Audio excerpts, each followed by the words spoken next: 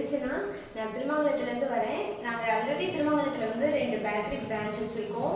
கொஞ்சம் அதில் நான் இன்னும் நல்லா பாயிண்ட் பண்ணலாம் அப்படின்றதுக்காக கொஞ்சம் நல்ல கிளாஸாக பார்த்து அப்பா என்னை ஜாயின் பண்ணி விட்டாங்க.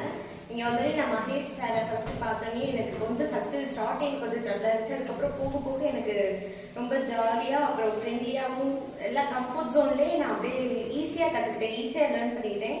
இப்போ எல்லாமே எனக்கு இப்போ ரொம்ப ஈஸியாக இருக்குது. என்னோட கடைக்கு தேவையானது எல்லாத்தையுமே இப்போ நானே எங்கள் மாஸ்டர் வச்சு பண்ணிட்டு இருக்கேன். அது மட்டும் இல்லாமல் அடுத்து நான் ஒரு பேக்கரி ஓப்பன் பண்ண போகிறேன்.